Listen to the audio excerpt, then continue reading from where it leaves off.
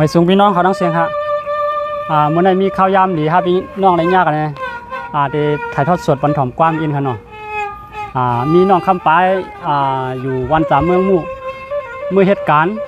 โจข้าวเมืองเขย้อนความมาเนี่ยครับย้อนถึงก็ไปในห้องปันค่ะเนาะที่ห้องปันในอินค่ะพวกได้ยากกันก็จ้างห้องค่ะเนาะก็เบอร์นั้นวันเมื่อเขาก็สุกเนี่ยก็แต่ว่าวันเมืองสุกมาเหตุความเนี่ยเขาก็ทำสู้ยากกันค่ะเนาะ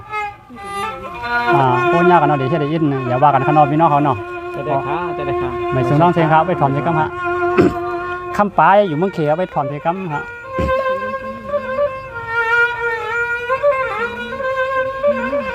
ความนักคำปลายต้องหมายความเฮาคำเราน้องเศร้าทุ่งเมืองเขในเนลินตอนปอดเนื้อสองเลยยินเสียงดีมุกันเนาะรับปันยินค่ะสังวานน้องก็เฮว่าเศร้าเสวันจามมาเมืองมูด้วยลูมือกวาดตอนตาเขาเฮ็ดนาการงานอาคารก็นอทุ่งเมืองเขกวนกามกึนเมือง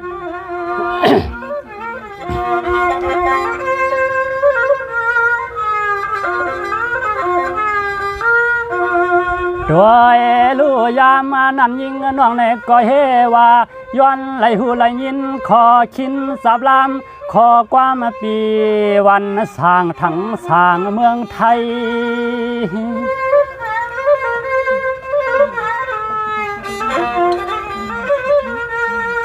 น้องก็เฮว่าเศร้าเสเมืองเข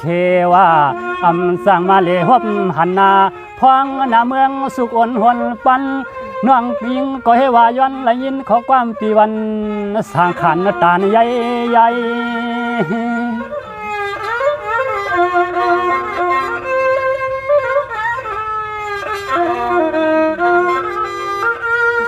พอเสียงนั้นก็หายน้องลำไปตวงมัดแจงแจงหน้าอ่อนปางเสียงน้องคำปายลมไปตวงไม้เลยนะน้อง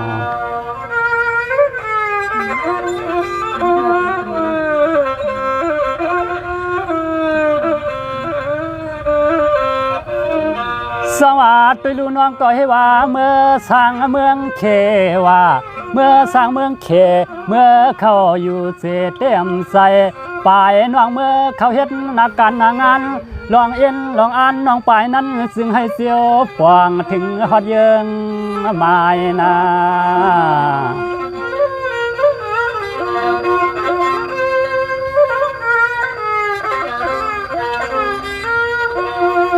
ปลายน้องเมื่อเขาเฮ็ดนักการงานอีสังก็ขวางต่อซึ่งให้เสียวไหลเงินไหลตวงย่อขึ้นไหลเสียวปวกขึ้นเปลี่ยนหนมานะปีหนมา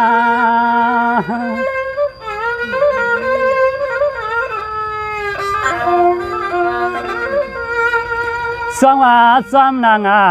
ทางตั้งลัวตัวอ่อนน้องมีเสียงหือก็ซึ่งให้ปอไหลเปลี่ยนกวนกูเมียวหน้าที่เสน้องไปอ่างอันนั้นซึ่งให้เสียวปวงปีคำวันกา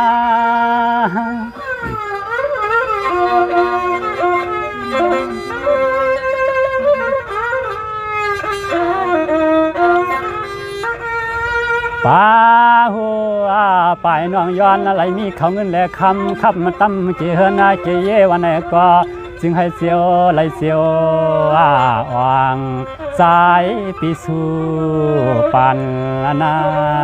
ปลายนา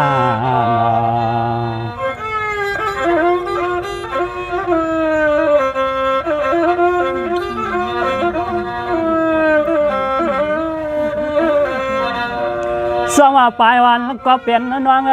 น้องปีย้อนให้ไหลเสียวมีก็หักตั้มใส่ปีในวันกานาปีในวันกาปีก็เตสู้ปันคำปลายขึ้นมานะดวงจะขอความปีวันสร้างเสาสร้างเมืองไกลนา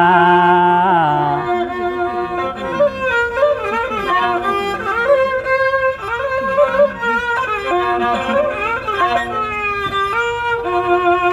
สายปีเฮาเตวาย้อนหักปลายน้องในก่อขวางต่อสู้แลเฮาสร้างเศร้าก็วันก็เมืองปีหือจางเมื่อเข้าสู่ยุ่มเทืองอ่อนยิงน้องปลายเลื่อน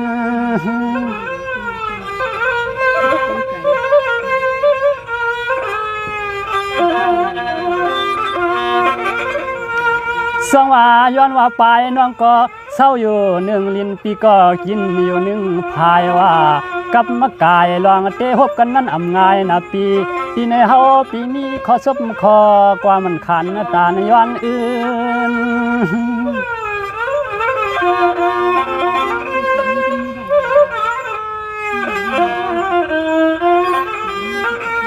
เลือนนานวังปลายหักปีสู่น้องเมื่อสางเศร้าวันเมืองเปื่อนในก่อจึงให้ปอลอดเพอเลกุตาเสเพอันตาเลปีให้มากวางมากายแน่นาน้อง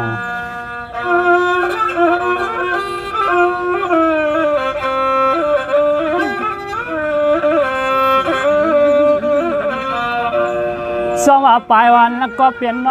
น้องปีเฮ็ดสั่งก็ซึ่งให้ปอจ้ากาสังก็ซึ่งให้ปอมานเหตุการมีเงินวันขึ้นเลื่อนปีต่างขี่ต่างมองห้ามทบห้ามยาปีในวันกายปอเลยอยู่สาวันปีย้อนมังกลาปันและน้องคำมาปลายสู่น้องตวงไม้นาฮักนา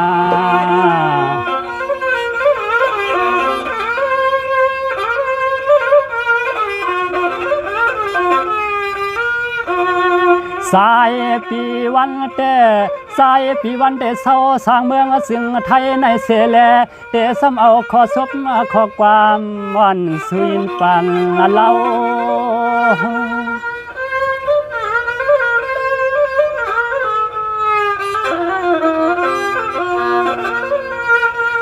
ปลายวันก็เปลี่ยนวังเจมเมื่อยามลูกยามนังยามยางยามกว่าว่าตาเสว่านุ่มไปเก็บปลายนางปีซึ่งให้สู่น้องโปลอดเพ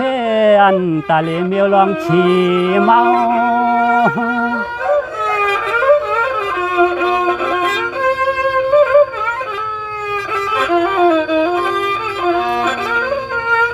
ยามาเมื่อเรานั่งกินก็จึงให้วันมายามาเมื่อนวันวันไหนก็จึงให้ปลอดเพอันตาเลจึงให้ลาบาลี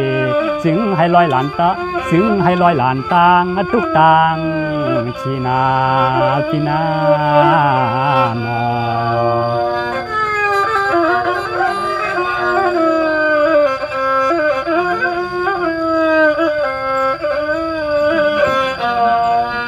สองว่าปลายวันนั้นว่างปีกว่าหูหน้าปลายวันน้องเปลี่ยนหังละเปลี่ยนไม่โผตายสายถามมาด้วยนางน้องปีสร้างลางในเขวลาก็โผน้องปลายออกกว่าหือนอกคำปลาย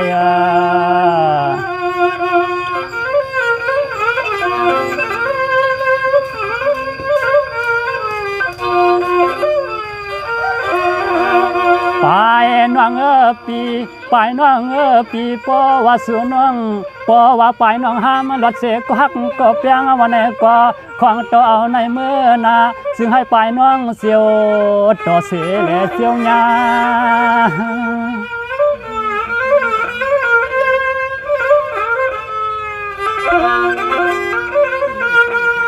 สองว่าปลายวันก็เป็นน้องปีติดจนเลยมีข้อความวัน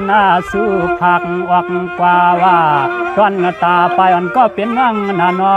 ซึ่งให้เสียวห่มยาก็หักก็เปียงหน้าใจปีสูนอย่างปีคำวันนักกา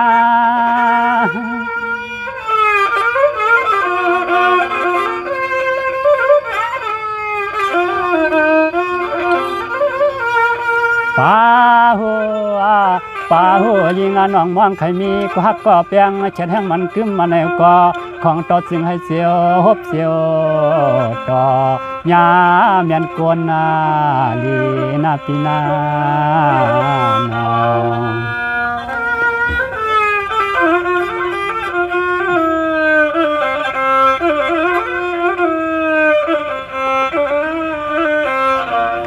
สองว่าปลายวันก็เปลี่ยนน้องน้องปีเฮ็ดสังก็สิงให้พวกจ้ากาสังก็สิงให้พวกอ่างว่า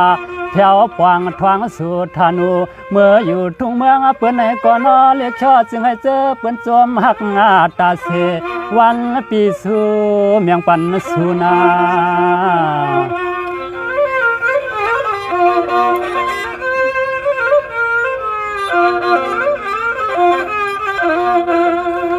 เฮาและสู่ในเศร้าก็ตีก็ตางวันไหนก็ของตัวสายปีย้อนแล้วขอสบขอความสับลามายินสู่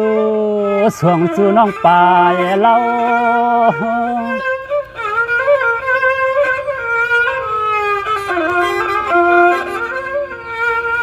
เฮาปีเศร้าทุ่งเมืองสิงไทยในเสแลย้อนแล้วขอสบขอความสับลามายินส่งเมียงปันน้องคำปลายปันน้องคำปลายนาพี่นาค่ะหมายถึงก็เช่นต่อกินน้ำพันไปเสียกำค่ะสังวามีตีพิษตีเปลืองตีเฮืองตีเกลืองเรื่องเสื่องกับสำไรเปลืองไรนี่ก็ปล่อยว่างปัญหาพี่น้องสองก็เสียกำค่ะถึงนานๆเดี๋ยวเลยมายากันเนาะหมอฮอนะก็มือกวนเอาพวกเอายาวขนาดมือกวนมือเน็ตเนาะอ๋อค่ะ